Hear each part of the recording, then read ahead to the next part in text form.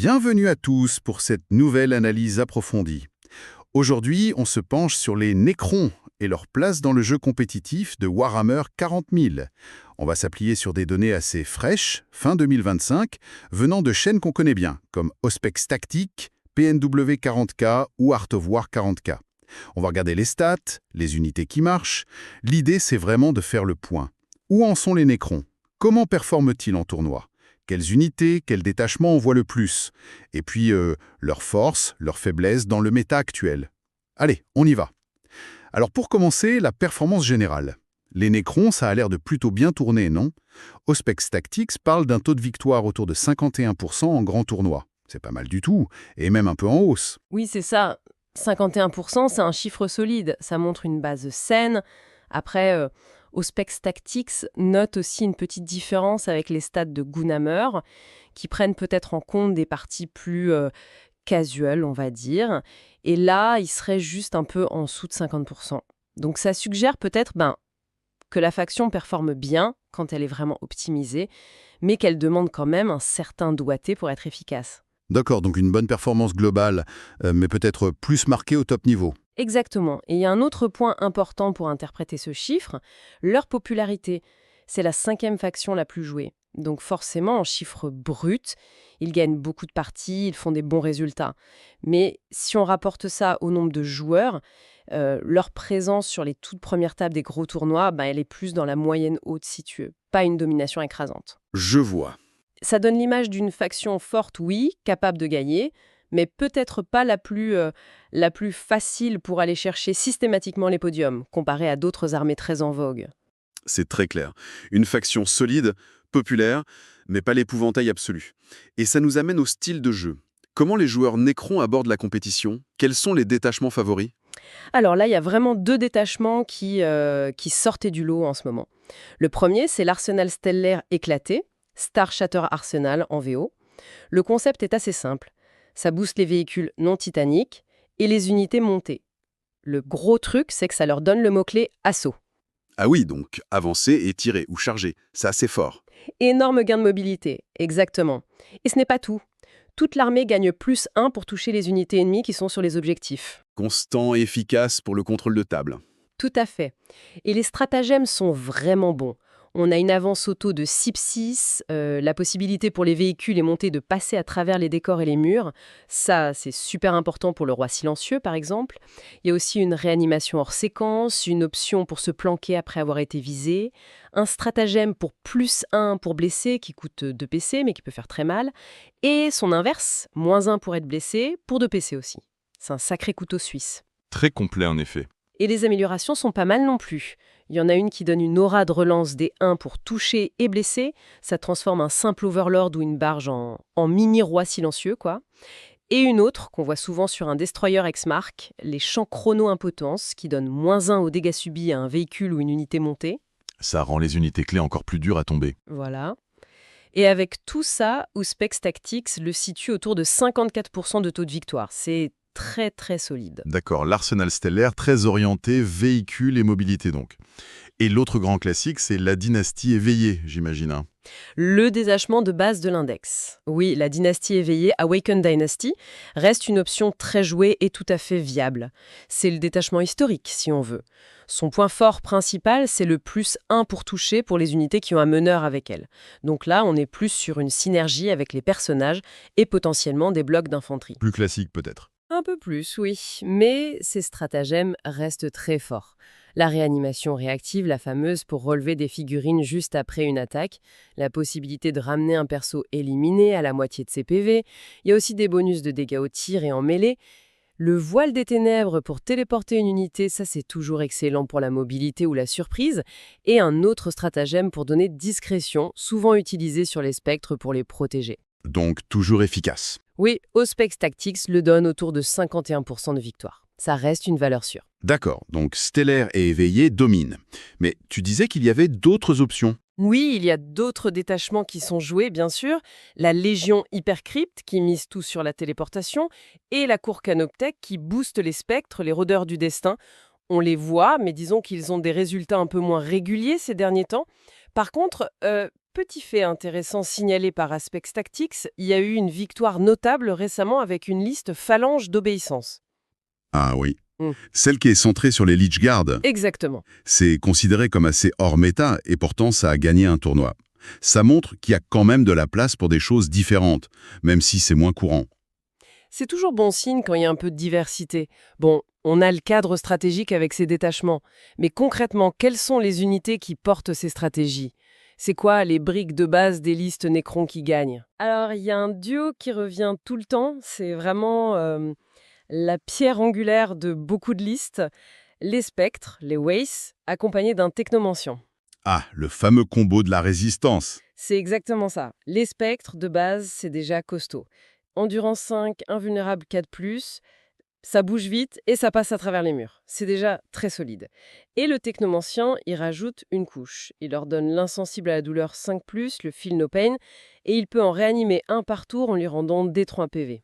Donc quasi immortel. C'est incroyablement dur à faire tomber, oui. On les voit partout, en éveillé, en stellaire, en canoptech, même dans la liste obéissance qui a gagné. Leur petit défaut, c'est qu'ils tapent pas extrêmement fort. Mais pour tenir un point, encaisser, c'est le top. PNW 40K les met carrément en auto-include. Ça veut tout dire. D'accord, les spectres validés comme unité d'enclume super mobile.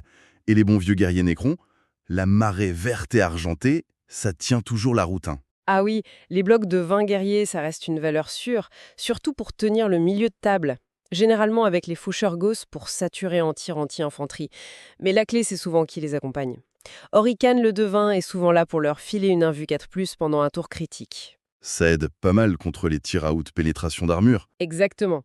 Un garde royal est aussi très populaire pour leur permettre de se désengager et de tirer ou charger derrière. C'est une strate très importante. Pour les rendre encore plus increvables, on ajoute souvent des crypto-serfs, les crypto-trolls, ces petites bestioles qui prennent les premières touches, parfois une arche fantôme pour le transport et une réanimation bonus, ou un réanimateur canoptech pas loin pour booster les protocoles. Et même Illumineur Zeras dans certaines listes pour jouer sur la PA. C'est ça, tout cet écosystème fait que le bloc est extrêmement résistant, parfait pour s'installer sur un objet et ne plus bouger. On les voit gagner en stellaire comme en éveillé. Même si PNW 40K était un peu plus réservé sur Orican récemment, Oui, il y a une petite divergence là-dessus. PNW le trouve peut-être moins opti, mais Auspex montre des listes gagnantes, qui l'utilisent toujours. Ça dépend sans doute du reste de la construction et du plan de jeu. d'accord. Donc on a de la résistance mobile avec les spectres, de la résistance statique avec les guerriers. Il faut bien de la puissance de feu pour compléter ça, non Eve? Tout à fait. Et c'est là qu'interviennent les arches du jugement dernier, les DDA. Elles sont ultra présentes, surtout en arsenal stellaire. Leur gros canon, c'est Force 18. Ça menace sérieusement tout ce qui est véhicule lourd ou monstre. C'est la grosse Bertha Necron. Et elles sont solides elles-mêmes, non? Oui, plutôt. Bonne endurance, 14 PV, une invu 4++, et les protocoles de réanimation, bien sûr. Le petit truc tactique, c'est qu'elles gagnent blessure dévastatrice sur le gros tir si elles n'ont pas bougé. Ça permet de passer outre les sauvegardes sur des 6 pour blesser.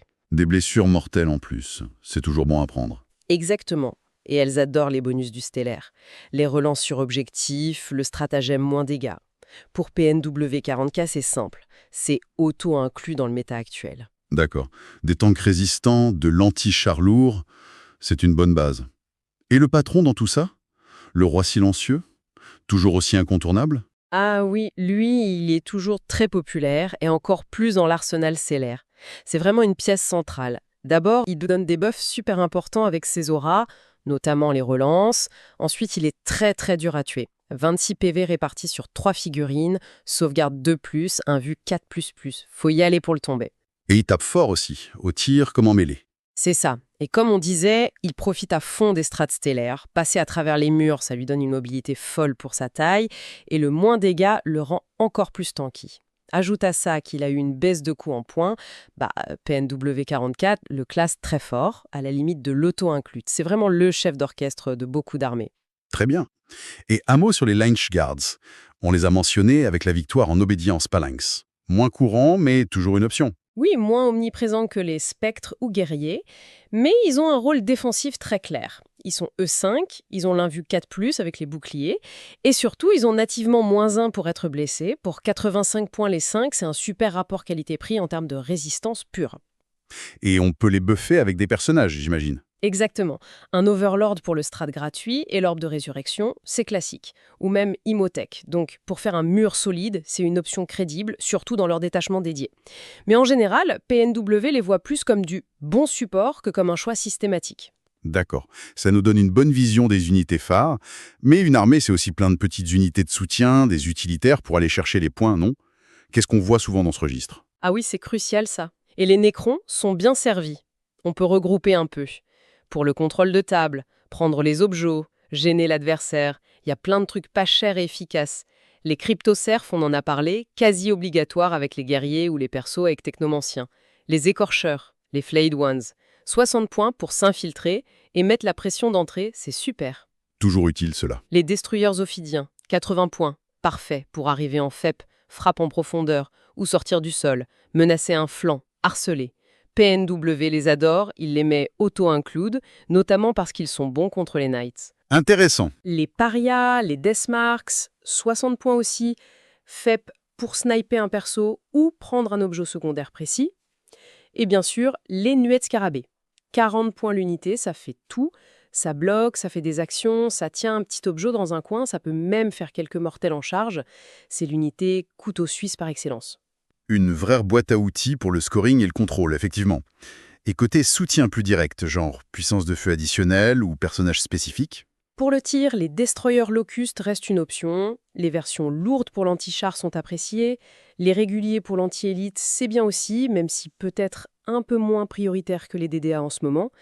Chez les persos, le Destroyer X-Marks est très pratique. C'est un meneur solitaire, donc dur à cibler, et il porte souvent des améliorations clés, comme le moins dégâts en stellaire. Oui, on l'a mentionné. La barge de commandement, la Catacomb Command Barge, c'est une super plateforme pour un Overlord. Résistante, elle donne des buffs, peut avoir l'orbe, PNO, la classe, très forte. Pour la mêlée, le seigneur Scorpec est un bon cogneur, surtout contre les cibles à haute endurance comme les Knights. Ses potes, les destroyers Scorpec, sont bons contre l'élite aussi, mais PNO note qu'ils souffrent un peu du méta actuel avec beaucoup de -1 dégâts. Ça réduit leur impact. Ok, je pense qu'on a une image assez complète là. Si on résume, les forces des Nécrons, ça serait grosse durabilité avec les protocoles et les unités tanky comme Spectre, Guerrier, Lichguards. Une bonne puissance de feu fiable avec les DDA, le Roi, les Locustes, et puis un accès génial à plein d'unités utilitaires pas chères pour le jeu d'objectifs. C'est ça. C'est d'une excellente synthèse des points forts, oui, mais il faut aussi voir l'autre côté de la médaille, les faiblesses. Les forces, c'est bien ça, hein, la résistance légendaire, l'anti-char solide, le scoring facile, plusieurs styles de jeu viables, et le petit bonus du roi silencieux qui ignore les modificateurs, très utile contre certaines armées comme la Death Guard. Mais les faiblesses existent. Déjà, selon la liste, ça peut être lent. Un gros bloc de guerriers, ça n'avance pas vite. Les échardes d'Occitan non plus. Ensuite, si on mise trop sur la durabilité, on peut manquer de punch, de capacité à finir l'adversaire. Le risque de juste tenir sans pouvoir tuer. Voilà. Ils peuvent aussi galérer contre les armées hypermobiles, qui jouent sur les flancs, ou contre des spécialistes de la contre-charge en mêlée avec du fights first, ou des interventions héroïques bien placées.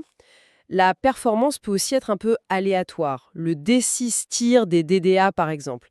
Oui, le fameux D6. Les échards de Tan, sauf peut-être le Nightbringer dans des cas précis, sont moins populaires. Le méta, c'est comment les gérer maintenant. Art of War KK 40 qui disait même qu'ils semblaient maîtrisés. Et comme le dit PNW, beaucoup d'unités de la gamme, genre Immortel, Praetorians, plein de persos, sont plus vus comme du bon support que comme des choix essentiels. D'accord. Et le style de jeu général qui en découle? Souvent, ça repose sur une présence très solide au centre qui ancre la partie. Spectre, guerrier, Lichguards. Derrière, une base de feu fiable, DDA, roi, et autour, ces unités utilitaires qui vont chercher les points et gêner l'ennemi. Ça peut être une poussée méthodique ou du contrôle de zone. Le positionnement et la bonne gestion des PC et des protocoles sont vraiment clés. Très clair. Bon, pour conclure cette analyse, comment on situe les Nécrons globalement fin 2025? On a dit chaud, solide, 51% de win rate, populaire, Plusieurs styles viables, avec l'arsenal stellaire et la dynastie éveillée en tête, des unités clés comme les spectres, guerriers, DDA, rois silencieux et plein d'utilitaires. C'est exactement ça. C'est indéniablement une faction forte, bien installée dans le paysage. Mais, comme on l'a nuancé, et comme le relève Auspex ou Art of War, ils ne surdominent pas les podiums, surtout rapportés à leur taux de jeu. Comparé à l'Admech à sa grande époque, ou certains builds Eldar sous Space Marines très pointus, les Necrons semblent plus contenus, maîtrisés. Ils sont peut-être arrivés à un niveau où ils sont forts, équilibrés, mais pas forcément l'armée que tout le monde redoute le plus, ou contre laquelle il est impossible de gagner si on est préparé. Bon, stable, mais peut-être pas tout en haut de la pyramide là, maintenant. Alors justement, ça ouvre une question intéressante pour la suite, non? Cette force actuelle, elle repose beaucoup sur quelques unités très durables et sur les DDA. Est-ce que les prochains équilibrages pourraient viser ces piliers? Est-ce que ça forcerait les joueurs Necrons à innover, à aller chercher du côté de l'obédience phalanx, de la cour canoptech? Ou alors, est-ce que cet état actuel solide, mais maîtrisé, est finalement jugé comme un bon équilibre par les concepteurs et que ça va rester comme ça un moment? C'est une réflexion qu'on peut laisser à nos auditeurs. Et c'est sur cette interrogation qu'on va clore notre exploration du jeu compétitif Necron. Merci beaucoup d'avoir été avec nous. Merci à toi. Si le sujet vous a plu, n'hésitez pas à creuser les sources qu'on a citées, elles sont pleines d'infos encore plus détaillées. C'était The Deep Dive, on se retrouve très vite pour une prochaine analyse.